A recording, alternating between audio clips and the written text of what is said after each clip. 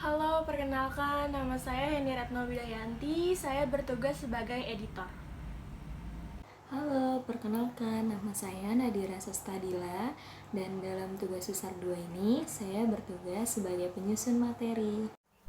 Assalamualaikum warahmatullahi wabarakatuh. Perkenalkan nama saya Indi Syifa Amanda. Saya akan menjelaskan mengenai perdagangan internasional. Perdagangan internasional adalah perdagangan antara dua belah pihak yang berasal dari negara yang berbeda. Ada dua teori perdagangan internasional, yaitu satu, teori keunggulan mutlak, dua, teori keunggulan kompetitif.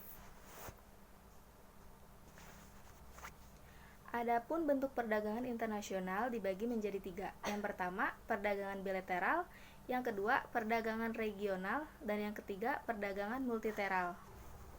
Ada beberapa faktor perdagangan, yaitu ketersediaan sumber daya alam, perbedaan faktor produksi, dan keinginan untuk memperluas pasar. Adapun manfaat perdagangan internasional yaitu memperoleh barang yang tidak ada di negeri sendiri, memperoleh keuntungan dari spesialisasi dan sebagai sumber divisi negara.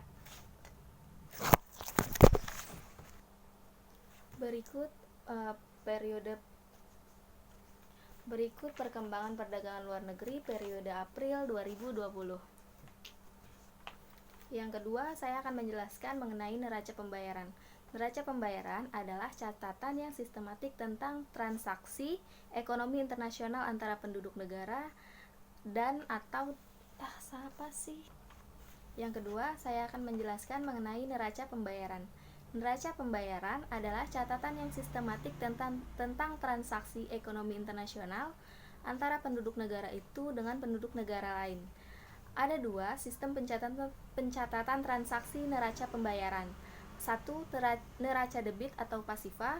Yang kedua, neraca kredit atau aktiva.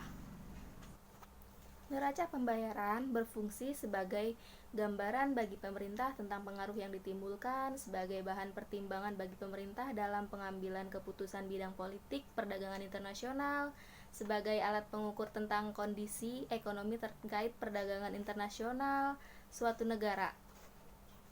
Neraca pembayaran dibagi menjadi tiga. Yang pertama, neraca pembayaran defisit. Yang kedua, neraca pembayaran surplus. Yang ketiga, neraca pembayaran seimbang. Sekian penjelasan saya tentang neraca pembayaran. Berikutnya saya akan menjelaskan tentang valuta asing. Valuta asing dikenal yang kita sering kenal Valuta asing kita kenal juga sebagai pasar falas.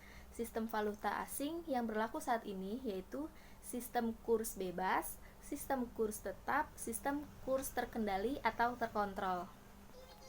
Adapun beberapa fungsi valuta asing yaitu alat tukar dan pembayaran internasional, alat pengendali kurs, alat memperlancar perdagangan internasional. Dan yang terakhir, saya akan menjelaskan mengenai kebijakan moneter. Kebijakan moneter adalah seperangkat kebijakan ekonomi yang mengatur ukuran dan tingkat pasokan uang dalam suatu perekonomian negara. Ada tiga tujuan kebijakan moneter, yaitu inflasi, pengangguran, dan nilai tukar mata uang.